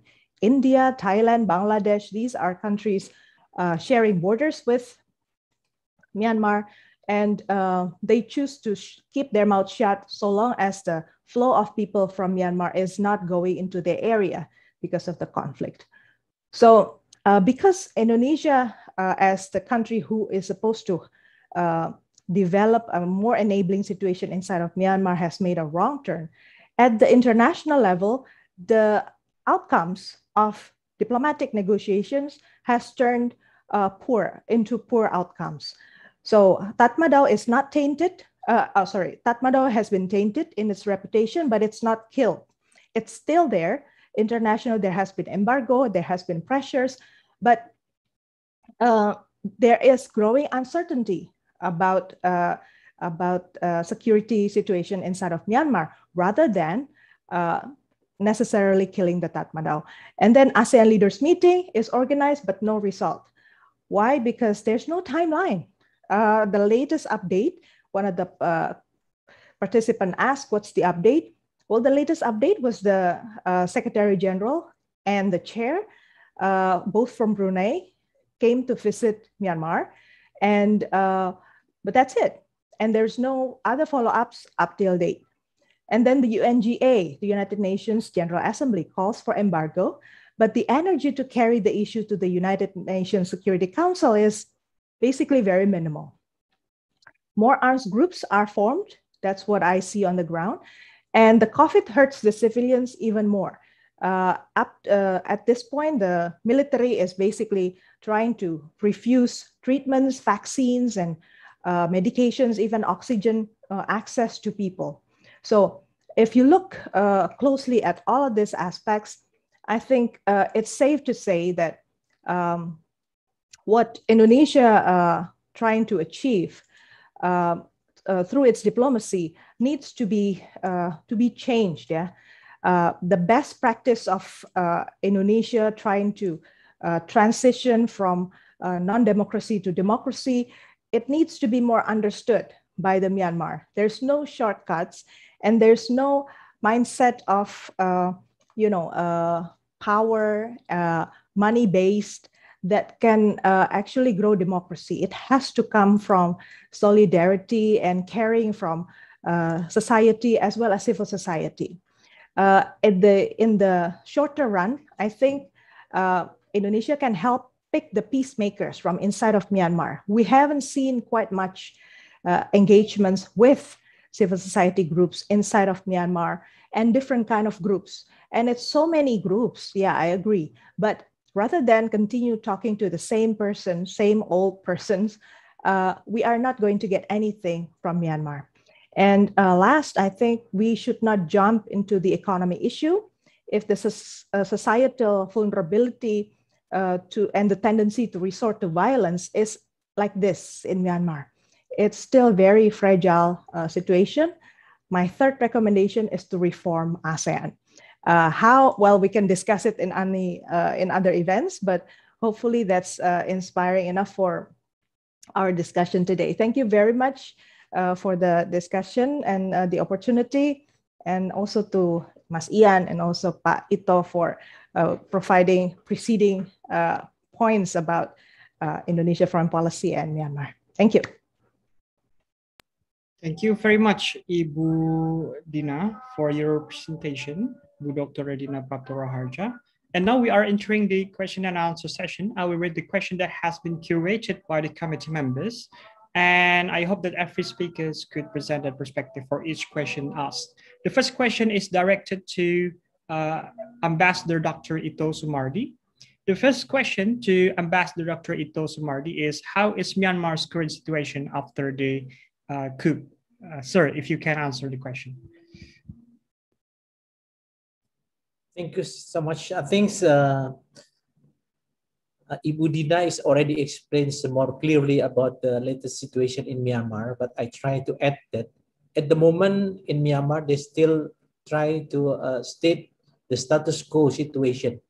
I heard from my connection in Myanmar and from the Ambassador Iza Padri, he's the Indonesian ambassador in Myanmar. The situation in Yangon is very, very unconducive. There are some bombs.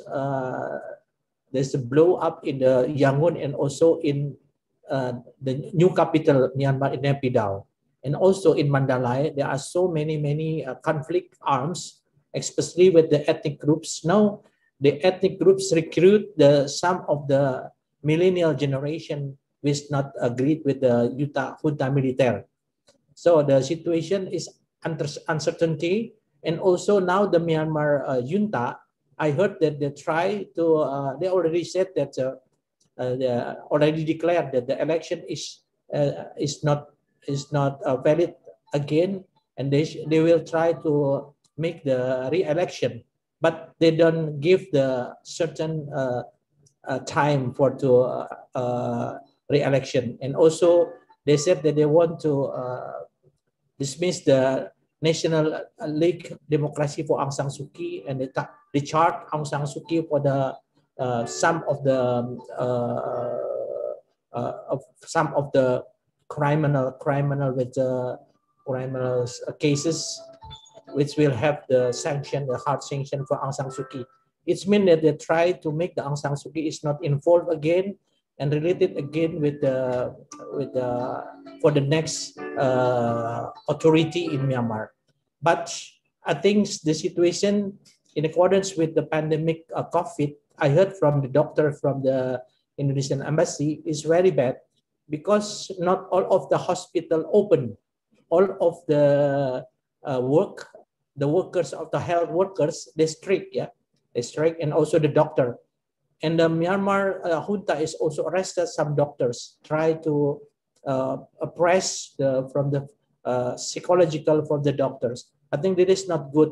And so many people die because of the COVID. And now the situation is not good. So I think that is my question. And Ibu Dina is already explains about the latest situation is more clearly. And then we can follow from the Instagram or from the YouTube. And also I still receive the information from my colleague, and I sent to the Director General of IDP, Mr. Faizaza, about the information to to send direct to Ibu Retno Marsudi, the Foreign Minister of Indonesia, just to give the information for the Indonesian to make the policy in Myanmar. And Myanmar is not conducive at all at the moment. Thank you, Pak. Thank you very much, Ambassador Dr. Ito Sumardi, for your answer. And now we are moving to the second question by Rifki Febriansyah to Dr. Muhammad Hadianto, to Dr. Ian.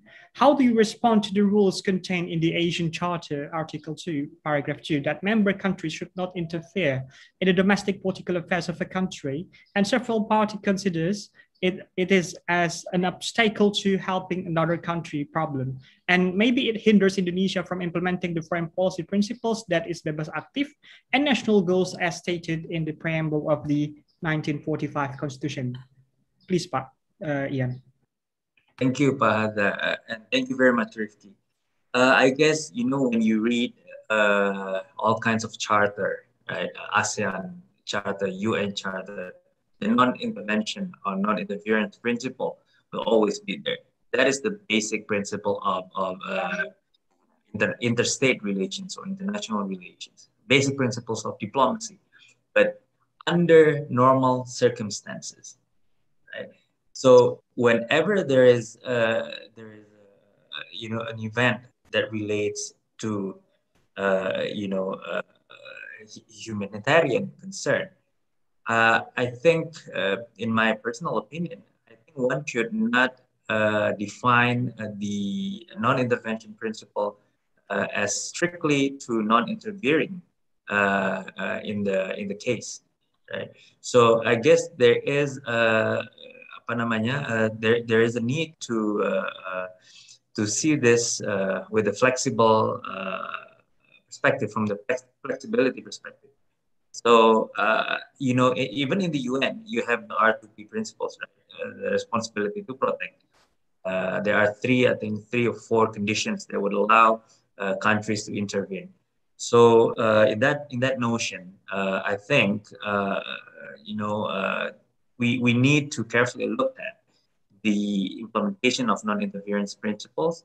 And I think whenever there is a case that relates to genocides, to humanitarian crimes, criminal, and then of course country can intervene. But the core of the issue is that how do we intervene, right? So it's not the principles, but how do we make the interventions? Are we going to make the interventions through armed forces, or are we going to make the interventions through soft channel such as diplomacy? So that I think matters more than the understanding or the definition of non-intervention principle. How do we implement that? It's much more significant. Thank you, Pak Hadza. Thank you, Rifki. Thank you very much, Dr. Ian, for your answer. And now we are moving to the third question by Meisha Berlinda Lutfi Andini to Dr. Dina. Budina, here's the question for Meisha. Thank you for the insightful presentation. I have a question. After the coup, how junta military government managed their international relations, particularly with another states or international organization like UN or in regional organizations like ASEAN? Thank you, Budina. Okay, thank you very much. In terms of the military junta, basically, it is the one who has access to diplomatic arena in general, except at the UN. At the UN level, there's already, the ambassador of Myanmar to the UN is basically someone who's already opposing Tatmadaw, which makes possible the making of the latest resolution in the 75th UNGA session, posing embargo of weapons to Myanmar. But that's it, basically. I would like to also respond. Maybe this also can help, explain why Tatmadaw can still be that influential. Yeah. When you say intervention, talking about intervention to Myanmar and posing that as a question, should we come to Myanmar and not be seen as intervening in the domestic issues of Myanmar? You should actually pose a different kind of questions. Why? Because at the domestic levels, Tatmadaw and the arms groups, even the NUG, keeps calling for intervention. They keep calling for intervention. Their mindset is to get assistance, financial assistance, aid, and also weapons to make sure they can respond more effectively against their opposition inside of the country. So if the intervention that that's in our mindset is not military intervention, isn't that a solution rather than something that we should avoid talking about?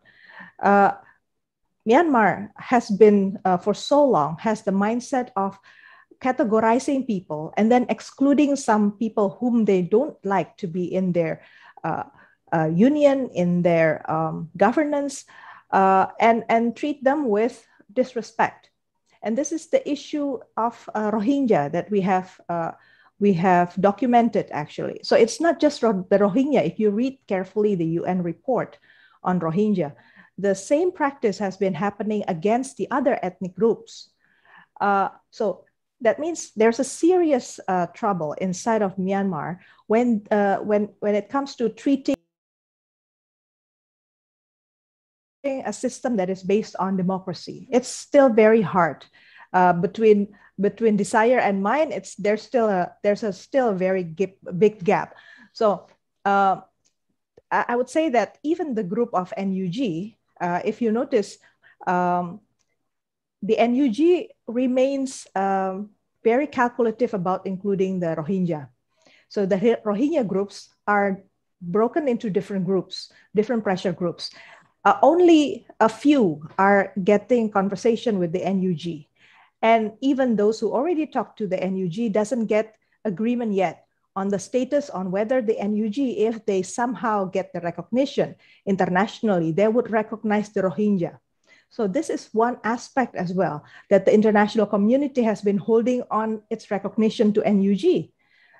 The same thing will happen under NUG if the recognition is switched from Tatmadaw to NUG. So it's more complex than that. So hopefully that answers the question. Okay, thank you very much for your very fresh insights, I think.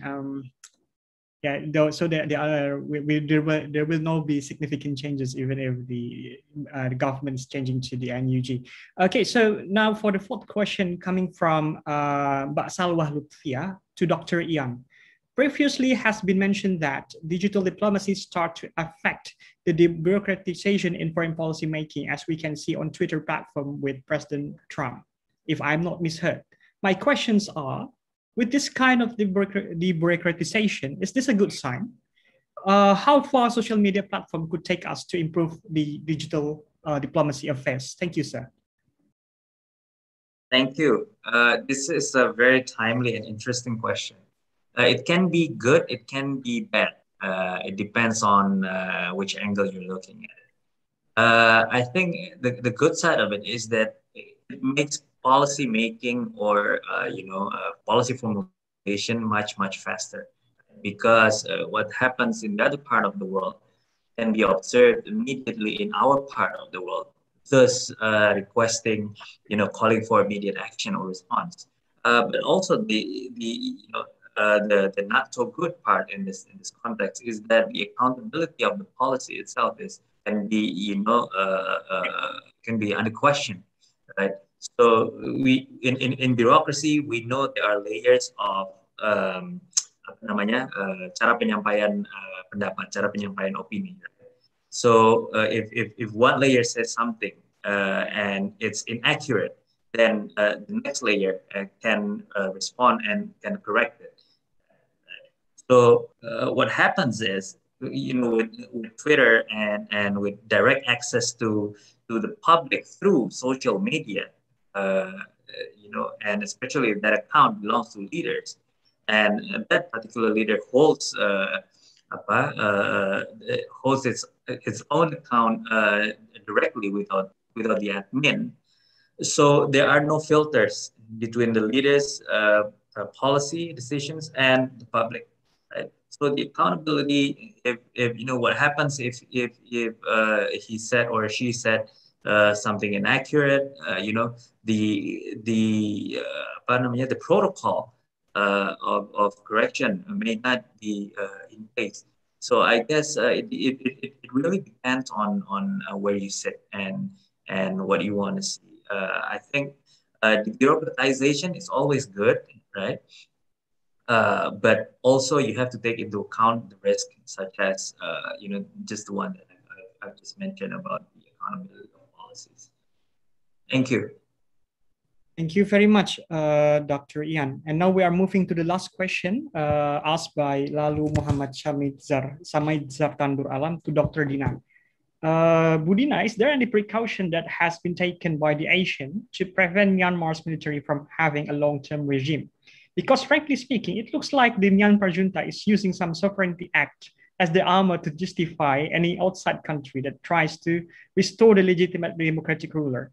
Excuse me, I mean to justify the prevention of any intervention by any countries. Please, Budina.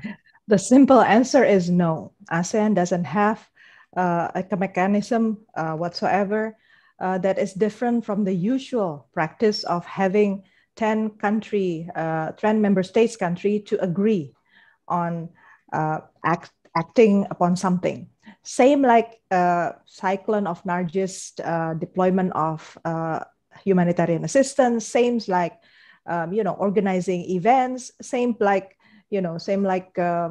agreeing on whether or not we should cooperate with major countries. So like this issue, you can imagine if ASEAN continue with this kind of mechanism, the countries who feel they have more leverage with Myanmar, they would rather keep their mouth shut and become more so-called diplomatic with other countries and take position of abstain, not saying anything, or at least showing a gesture of support to Myanmar.